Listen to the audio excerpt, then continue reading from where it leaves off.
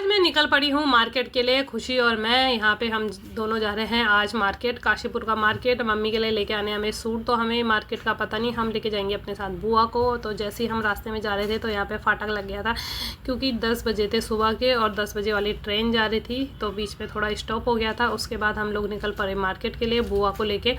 फिर यहाँ पर हम लोगों ने लिए 2-3 सूट, क्योंकि काशीपुर का मार्केट ना मैंने इतना देखा नहीं है, तो इसीलिए हमारे साथ गई थी बुआ और मम्मी घर पे थी बच्चों के साथ। उसके बाद हम लोगों ने सूट सेलेक्ट करे। उसके बाद मैं आ गई थी यहाँ पे जूते चप्पलों की दुकान पे, तो फिर मैंने लिए अपने लिए यहाँ पे चप्पलें। और आप लोग सोच रहे होंगे कि मैं दिल्ली से गई हूँ और चप्पल यहाँ से खरीद रही हूँ, तो हो जाता है कभी कभी ऐसा भी।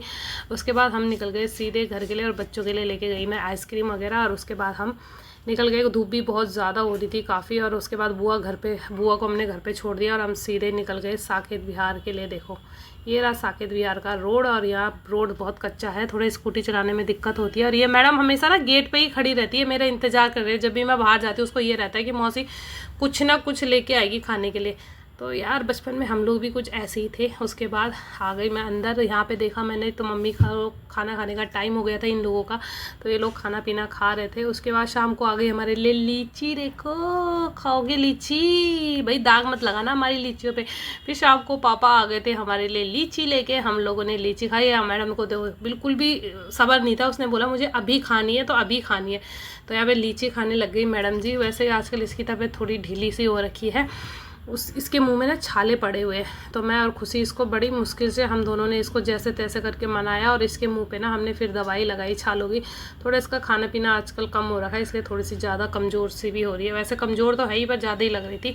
उसके बाद खुशी ने जैसे तैसे करके इसको मनाया, और इसके मुँह पर ना यहाँ पर खुशी फिर क्रीम लगा रही थी। ये एक तो ये बहुत ज़्यादा बोलती है लड़की, हद से ज़्यादा ही। फिर जैसे तैसे करके यहाँ पे क्रीम लगाए इसके मुँह पे। हमने इसको बोला अब बोलना नहीं है तुझे आधे घंटे तक।